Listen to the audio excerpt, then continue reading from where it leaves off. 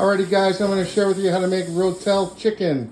It's just a Monday night recipe that makes it really easy. But the thing is, this time of year, we have a lot of peppers. So what I do is I make my own rotelli.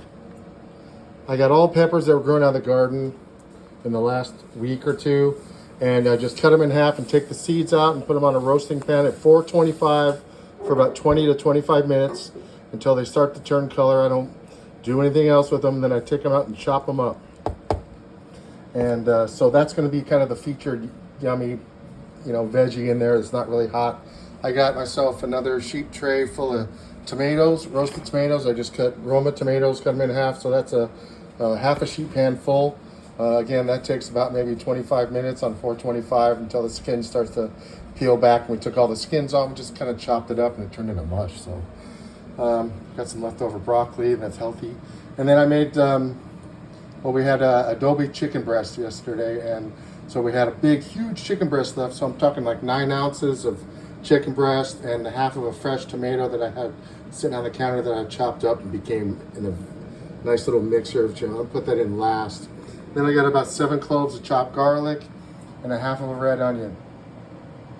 So I'm going to put that together, saute the onion like you always do. You start off with our vegetables, and then you go in with the garlic, and then I'm going to use half of this and probably all of that, and then I'm going to use some of the Raos Alfredo that all you guys told me about to use. It's really thick looking right now, but I'll probably add a little bit of half and half to it, so that's going to be all looking in there. I got some penne pasta, about 3/4 of a box, and got it all pre-cooked and it's ready to go. And so it's all gonna be like one pan dish right now. So take a look and I'll see when it's going. Boom, and we're back.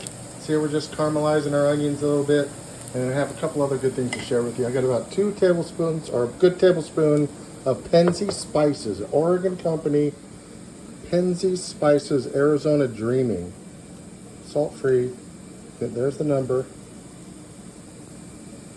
You get them online, penzies.com, but it has ancho, onion, garlic, paprika, lemon peel, chipotle powder, some red pepper, a little jalapeno, some cocoa, and some smoke. Everybody knows the flavor of smoke. So I got some tomato juice out, and I got 9 ounces of cheddar cheese mix with some Italian blend. So, cheese sauce, rotel. See how it's coming together? Got the cheese and the tomatoes and the chicken, and then we got the sauce, and then we're gonna thin it up with this to make our sauce in there. So we're gonna get after it right now. Check it out.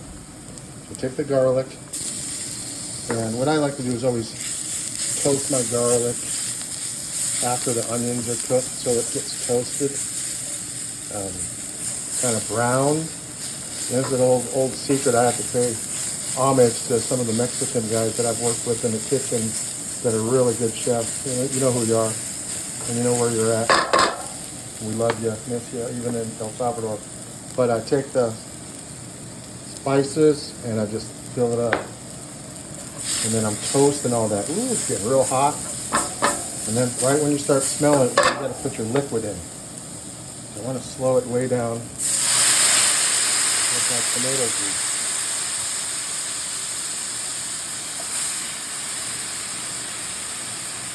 Okay, then I've got my Alfredo. See, that's kind of like simmer in there.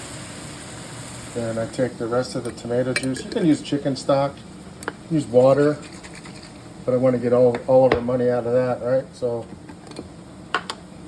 put the tomato juice in that, so it becomes a creamy tomato sauce. Neat, huh? So what I'm going to do, I'm just going to let that reduce down now for about 4 or 5 minutes on low. Turn it back down because it's really hot. But I'm going to get all the onion and all the garlic and all the spices all reduced into the sauce, so it's just thin enough and thick enough to hold the pasta. It's almost there now. If you look at it, and I know you made pasta a lot, or pasta Alfredo sauce, or seen it a lot in restaurants. You know how thick it's got to be, and you know that pasta also absorbs. Now it's time to finish this bad boy up. I wish I had 2 hands, or 3, 4 hands, But I'm gonna put the cheese in. I'm gonna put half of that in. I'm gonna put a quarter of that in. I'm gonna dump that in and mix it all up and put the pasta. Ready? Okay, y'all, now here's for the best part. Plating it up. Look how it came out. You can tell that it's way better than the retail you can get on the store or mixed like they got the cheese all in there and all the veggies and the chicken. I got my pasta already over here, so with my one hand, I'm gonna scoop that up. Pour that over on top. Oh man, it smells so good. Wish we had smell-o-vision. Get my hunk of broccoli. All right, how's that look, guys? Well, leave a comments down below if you want any more information. I'm going to try to put all the ingredients up in the description box for you so you know what's inside it. This is surely a nice, almost fall. I'm not giving up the pumpkin world yet, you know, but it's coming around the corner. We had a little rain today, and we really hope that you like our channel. And if you like this video, please press like and subscribe. It just helps our little small channel here in Oregon where we enjoy our little retirement out here. Peace, y'all. Thanks for watching.